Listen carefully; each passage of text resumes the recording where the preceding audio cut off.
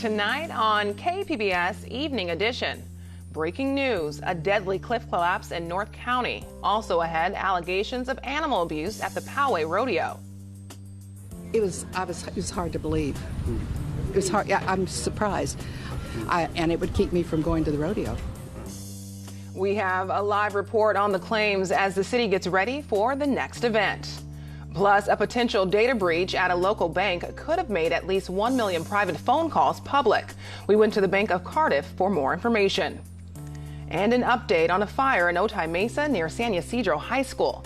The progress firefighters have made so far. KPBS Evening Edition starts right now.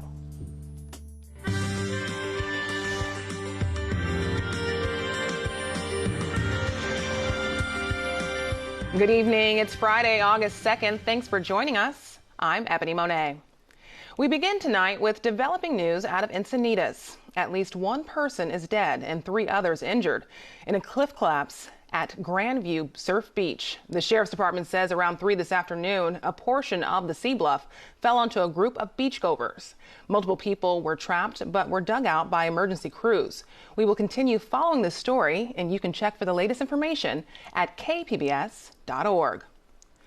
The Poway Rodeo is responding to allegations it's been illegally shocking horses during its shows.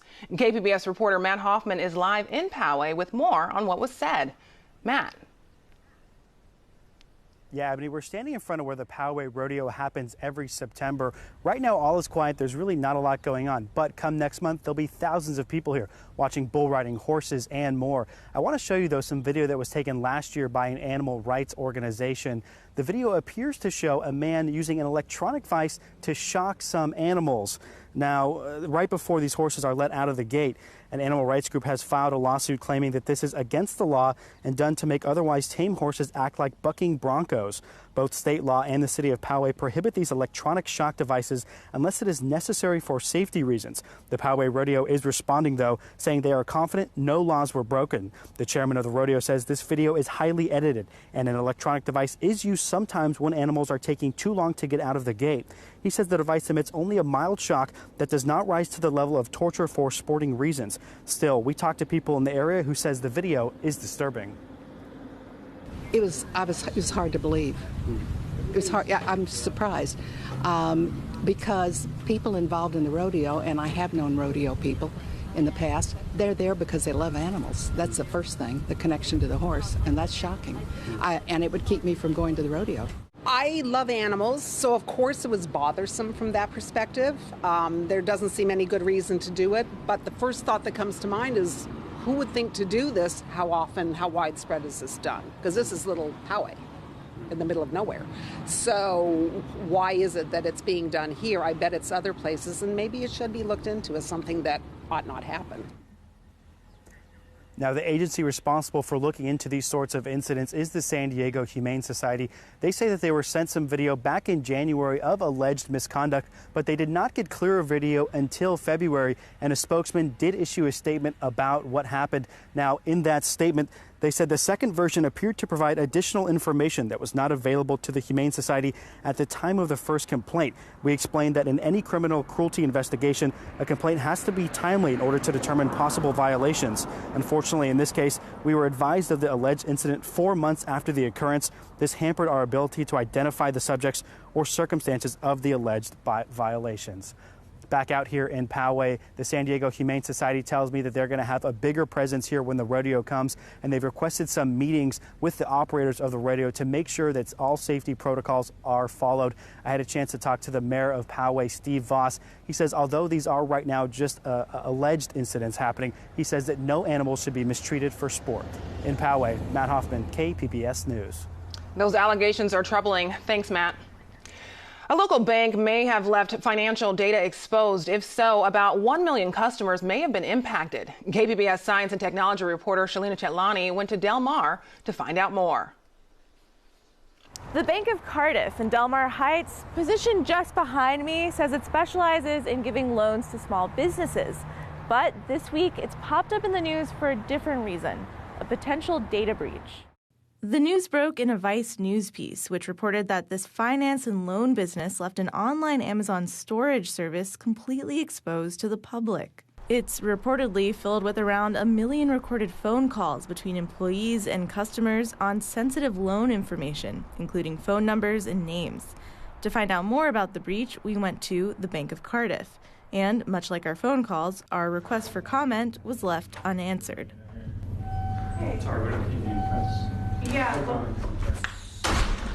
Bank of Cardiff wouldn't confirm or deny the breach, but news of the incident came Thursday.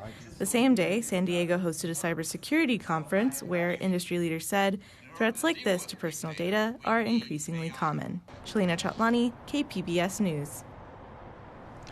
All charges are dropped against a local Navy SEAL accused of war crimes. KPBS military reporter Steve Walsh says there's questions about the president's involvement in this San Diego case. The case has played out like a Hollywood movie. In early July, a military jury found SEAL Eddie Gallagher not guilty of the most serious crimes. The prosecution's key witness, medic Corey Scott, confessed to killing the prisoner Gallagher was accused of stabbing. Wednesday, President Trump tweeted he had rescinded awards given the prosecutors, one of several times Trump has tweeted about the case. Now, late Thursday, Chief of Naval Operations Admiral John Richardson ordered all charges dropped against Gallagher's commander. Lieutenant Jake Portier was scheduled to be in court today. Portier's attorney issued a statement thanking the president. Robert Muth, a former Marine JAG officer and University of San Diego law professor, questions the timing.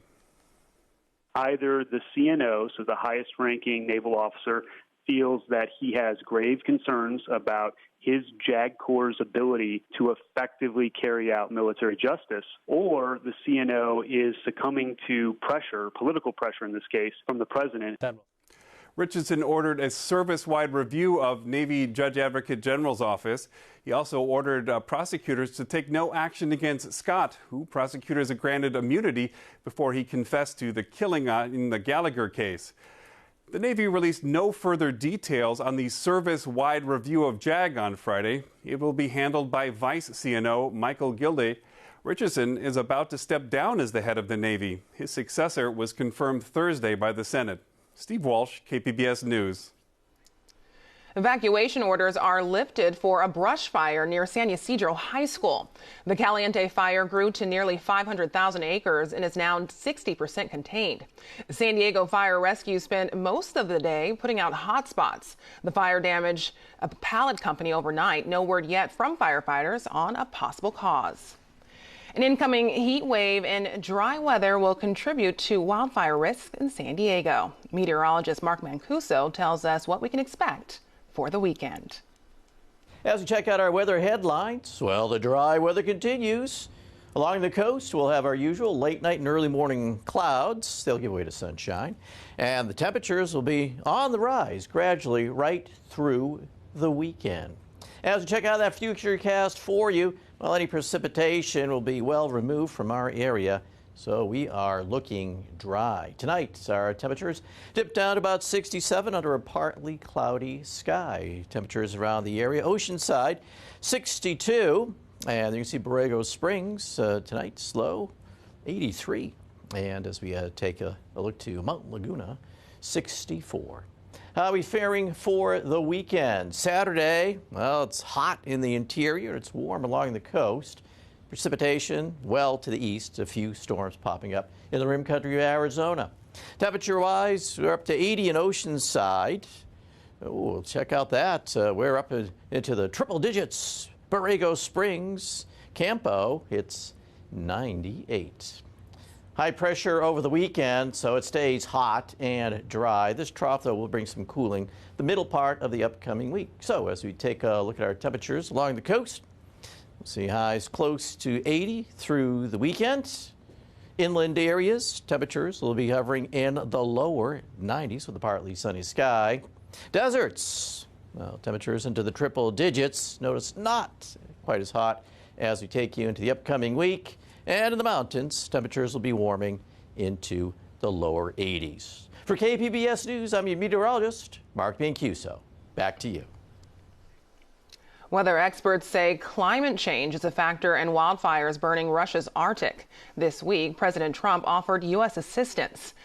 Now CNN shows us how one of the coldest places on Earth is changing. Hellfire in what should be one of the coldest places on Earth. Russia's Arctic is burning. Firefighters we meet near the far eastern city of Yakutsk struggling to keep the flames at bay. We have a lot of land that is hard to reach, so we need heavy machinery. By the time we get there, they can spread very far. This year, they've spread extremely far. Fires are raging in almost all of eastern Russia. By comparison, this would be the same area in the U.S. Siberia's wildfires have gotten worse as our planet warms up. At the same time, the greenhouse gases they spew into the air contribute to further global warming.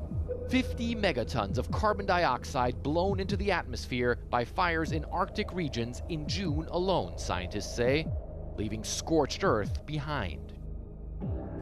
So here you see one of the reasons why these fires are so dangerous and spreading so quickly. There's a lot of dead undergrowth and dead trees here in this area that not only catch fire really quickly, but that also store tons of carbon that's now being released into the atmosphere. Towns like Yakutsk have been under heavy smoke for months, while their foundation is literally melting away as the planet gets hotter. This is what this region looks like underground. It's built on permafrost, now getting weaker as temperatures this summer soared into the 90s. The head of Yakutsk's Permafrost Institute says the world needs to cut back emissions fast. The depth of melting is growing, he says. The point of no return is almost here. We are at a critical point when it comes to permafrost. And this is what it looks like when the point of no return is reached. Giant sinkholes like this one are popping up all over Siberia and growing. The sound you hear is ice and frozen earth breaking off. Climate change in action. The Russians call this place the gateway to hell because it looks almost like the earth is crumbling and the underworld is coming to light. And there are fears in this region that fast erosion like this could destroy entire cities very soon. Melting permafrost also releases huge amounts of carbon stored in the melting ice, further fueling the hellish flames now eating their way through Russia's Arctic and affecting our climate back home. Fred Pleitgen, CNN, Yakutsk, Russia. Effects of climate change has insurers refusing to write policies in some parts of California. Alarming rates of ice melt may speed up global warming, and the San Diego City Council moves to ease the affordable housing crisis. Join us for the KPBS Roundtable tonight at 8:30. President Trump has announced another round of tariffs on Chinese goods. This time, the president tweeted there will be a 10% tariff on the remaining $300 billion worth of goods coming into the U.S. from China. This would be in addition to the goods already tariffed at 25%. And he says this will start September 1st. Chinese leaders have already promised to hit back. We're talking about this and more for the Friday Business Report. And joining us for this discussion is Miro Kopik with Bottom Line Marketing and SDSU. Miro, welcome. Thanks, Ebony. Happy Friday.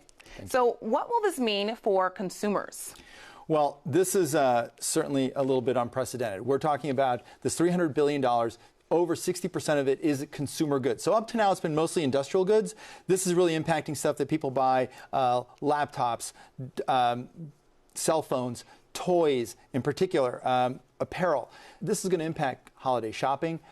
Businesses are trying to figure out whether this tariff means that, does this include any goods landed on September the 1st, goods already on a boat by September the 1st. So there's a lot of murkiness here. But what happens to a family of four? A family of four so far on this $250 billion that you mentioned is already paying an additional $850 a year in additional costs on goods and services that they're buying right now.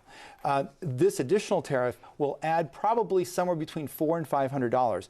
What this does is for a median income, it takes away all the wage increases that consumers have had over the last couple of years. So it's a very difficult thing, and consumers are going to bear the brunt of this. And what we've seen in the past, companies were sure that the tariffs were going to go up, so they might even increase the pricing more than 10%. This will ultimately impact goods that are going to be bought later in the holiday season, and we're going to have to wait and see.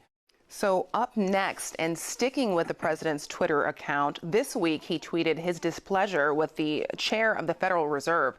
This after the Fed lowered interest rates for the first time since 2008. So, Muriel, how significant was this reduction, and why isn't the president satisfied? You know, it's interesting. The reduction, it was 1/4 point, so it's not a huge reduction. But the president and also a lot of Wall Street had hoped for maybe a 1/2 point. Like you said, it's the first reduction since 2008. The big benefit for consumers is that immediately you'll see auto loan rates, mortgage rates can start to decline, so it'll make buying a house easier, buying a car easier. Businesses can borrow a little bit more cheaply. But the decision was a tough one by the Fed. They originally, for a long time, were going to continue to raise rates or hold the rates.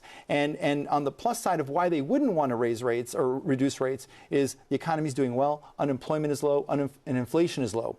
But if inflation stays too low, the Fed's target is to make sure that inflation is at a certain level to keep momentum in the economy.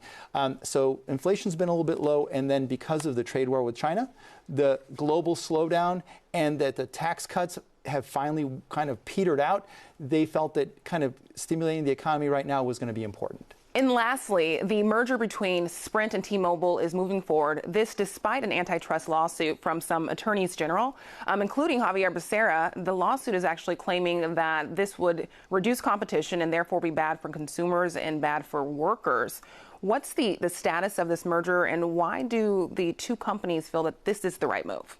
They've tried to do this. This is the 3rd time. So they're hoping 3rd time's the charm. They tried in 2014 and 2017. And this time what they try to do, so there's 2 parts of this review. There's the federal part. So the Department of Justice and the Federal Communications Commission agreed that this is the green light, the merger. And as part of that merger, what it does is it creates one entity, which will be called T-Mobile, and it'll be almost the same size as Verizon and AT&T, so they can compete more aggressively. Right now, there's 4 players in the marketplace. Those 2 are independent companies. Sprint is in real trouble of going bankrupt. T-Mobile's been fairly successful, but they're really much smaller than AT&T and Verizon, so the marketing dollars aren't there. And they promised the government that they would expand 5G networks to rural areas. They would cap prices for 3 years, and a number of other promises. And they also were going to set up a whole new competitor. Dish Network, the satellite TV company, is going to get Sprint's prepaid business and the use of all this spectrum to be a 4th competitor, because the government was really concerned about keeping 4 competitors in the marketplace. And that's what the attorneys general are arguing against. They're saying that Dish is not a wireless company. They haven't had any of that experience. There's no reason to believe that they would be a good 4th competitor. And they feel that only 3 years of locking down prices will allow these 3 players to raise prices after that. So, and today, Texas joined the lawsuit as well. Wow. Well, that wraps up this week's Friday Business Report. Muriel Kopik, thanks so much for your time. Thanks, Ebony.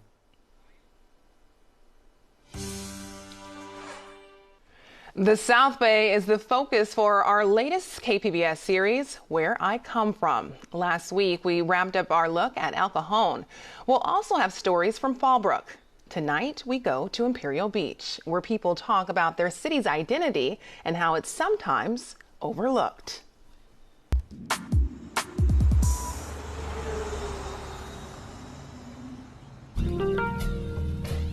I think the overall vibe is classic Southern California. It feels like 1950s Americana. I mean, you should see it on the 4th of July. When I first went up to UC Berkeley, people asked me where I was from, and I would tell them I'm from a town south of San Diego. And they said, there is no town south of San Diego. So yes, there is, Imperial Beach. In the past, even walking to the pier, my dad used to take us walking to the pier in the morning, and there was a lot of bikers. There was, yellow tape around because there was just, murder or something like that. And it's changed quite an awful lot. So I went to the AAA and got a map of San Diego and opened it up. And there, where Imperial Beach should be, was a big box that said Legend. So Imperial Beach wasn't even on the map, neither was part of San Ysidro. 15, 20 years, it was like, oh, you're from IB, and we had a rough reputation. That whole border town thing about people saying, oh, there's a lot of drug trafficking and criminal element. You know what? I don't know when that was, but it was certainly, I think it's a misconception. You come to this town and it is scary. You get a bunch of different diverse people here in town, but you can, I feel confident to go up to anybody. You can just talk and they will help you. I just think that IB is a place where small town America on the beach in California. And that's one of the great strengths of Imperial Beach, that it's still a Southern California beach town, which basically in Southern California doesn't exist anymore except for here.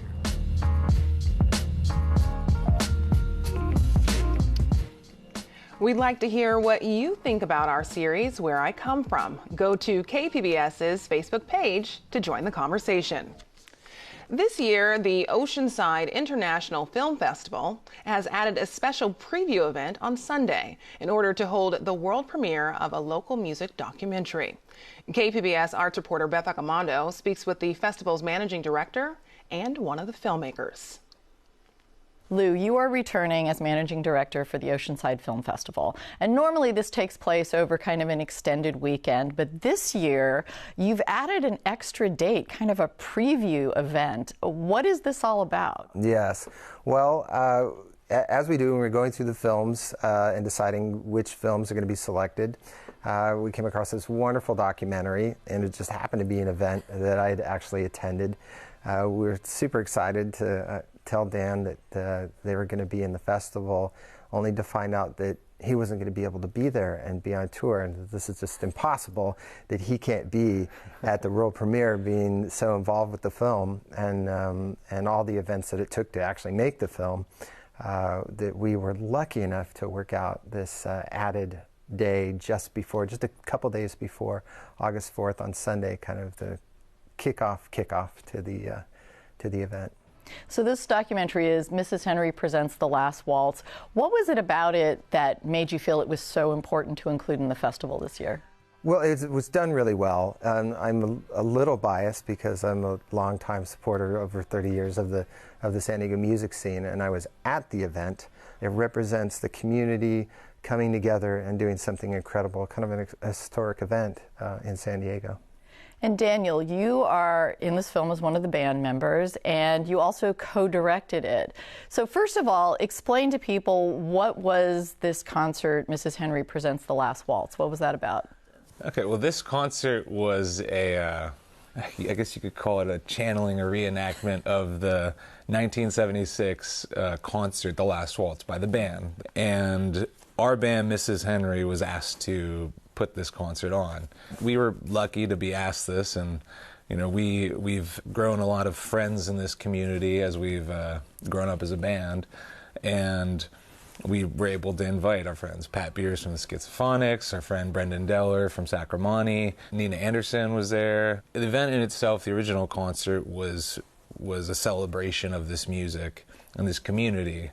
And that's what it was for us too. We got to bring all of our friends under one roof for a night. 30+ guests on the stage. I think they said at the Belly Up was most people on the stage at one time, and a dog. But my dog Elvis was on the stage at one point. And so it was just a beautiful night celebration that we felt we had to capture and document, like we've done many nights. And this one just came out really well. We call it like a white whale. We just caught a good one. A night where everyone came and played their hearts out. So. And what made you decide that you wanted to create this and also create a documentary? Because you had to go into the concert knowing you wanted to make a film.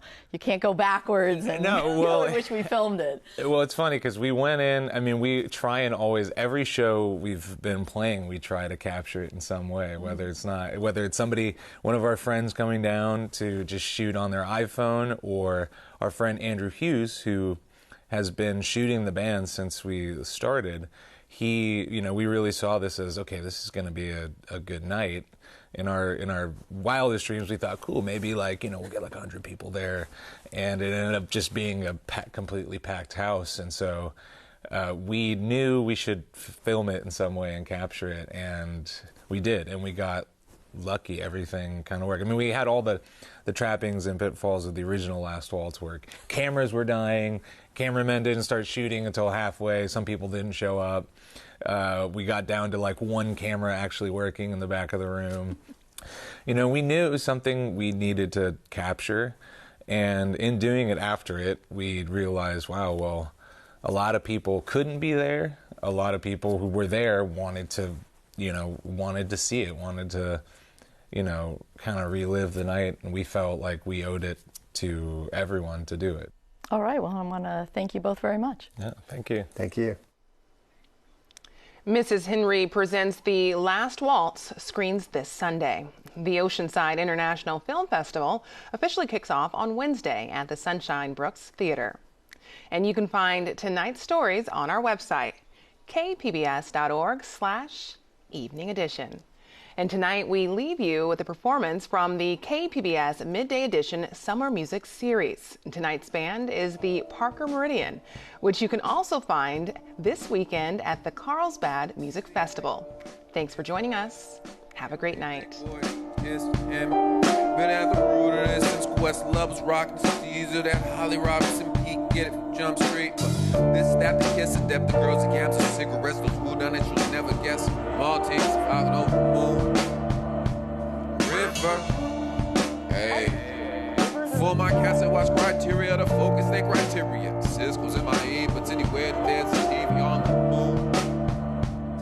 River. We're the Parker Meridian, and of course, this is being brought to you by the letters K, P, B, and S.